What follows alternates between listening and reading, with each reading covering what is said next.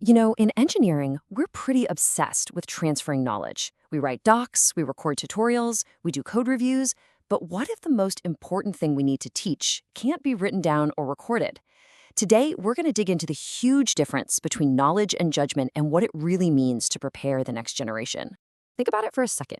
The code we write, well, that's easy. It can be copied, forked, and reused, no problem. And what about all those how-to guides? The step-by-step instructions, the video walkthroughs? Anyone can just watch those on a loop until they get the mechanics down. And all that static stuff, the API references, the system diagrams, all of it can be stored, archived, and looked up whenever you want. Knowledge has basically become a commodity. But there's a catch. And this is the catch. You can't just download judgment. I'm talking about that real professional wisdom, the intuition, the context, the instinct you need to navigate all the gray areas. That's not something you can just get from a file. And that is what it really means to teach. All right, so here's our game plan. First, what exactly is this undownloadable skill? Then, how is it really different from just knowing stuff? We'll dive into how your team's culture is the secret teacher, explore the hidden dangers of focusing only on speed, and finally, we'll get into the nitty-gritty of how to teach what actually matters for the long haul. Okay, first up, let's redefine teaching. It's not just a bunch of isolated things, like a training session here or there. It's more like the engine of our professional culture, and it's always running, in the background, shaping how we think. We tend to put teaching into these little boxes. And yeah, of course, training courses, mentorship programs, code reviews, they're all important. But if that's all we're looking at, we are missing the vast majority of how learning actually happens. These are just the tactics, not the whole strategy.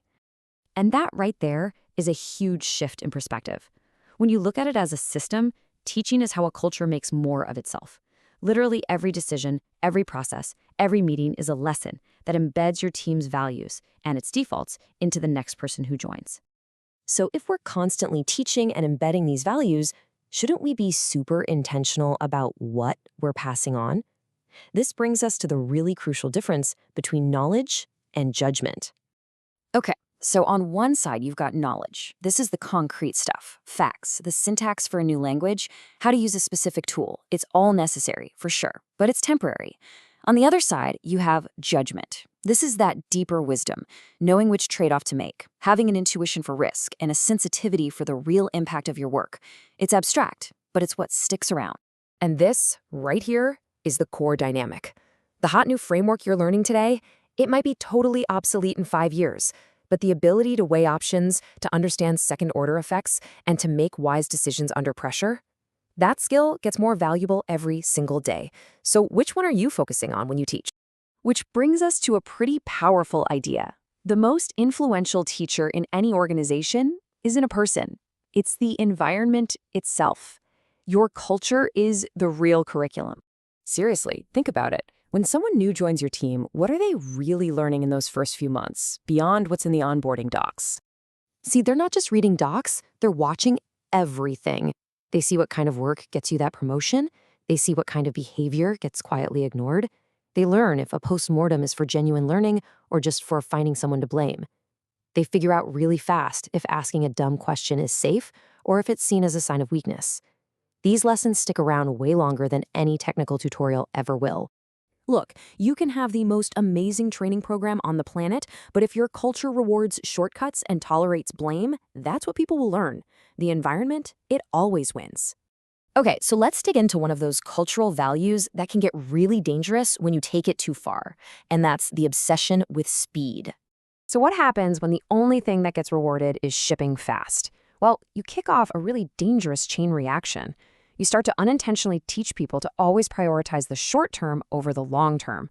That naturally leads to deferring risk and normalizing burnout. It's just the cost of doing business. And at the very end of that chain, you can get ethical blindness because nobody is ever slowing down long enough to ask, hey, should we even be building this? And here's the hard truth about that approach. Every single time we prioritize speed over thoroughness or stability or just basic care, we aren't getting rid of that cost. We're just punting it down the road for the next team or the next user or the next generation to have to deal with. All right, so that's the problem, and it's a big one. So how do we actually fight against these dynamics? How do we start teaching what truly matters? Let's talk about a better way. Here's the thing. Judgment isn't something you learn from a slide deck. It's forged in practice. It's taught when a senior engineer takes a few extra minutes to explain why a certain trade-off was made, not just what the decision was. It's taught when leaders openly share stories of their own failures, because that creates the psychological safety for everyone else to learn from theirs. This line right here, it gets to the absolute heart of everything we're talking about. Explaining the mechanics, the how that transfers knowledge, but explaining the context, the history, the alternatives you considered, the why, that is how you transfer judgment. It is the single most powerful shift any mentor can make. When you zoom out, the real goal of all this teaching is to make sure that what we've built can actually outlast us. It's a generational handoff, not just of technology, but of power and responsibility. And this is where it all comes full circle, connecting back to how we actually design our systems. A healthy system is an inherently teachable one. If a new engineer can't understand it, can't observe its behavior, or explain its failures, that system is on a path to eventual collapse. It's carrying a debt that will one day come due. So as we start to wrap this up, there's a really critical point to understand about this handoff. Our goal is not to create an army of engineers who think and act exactly like we do.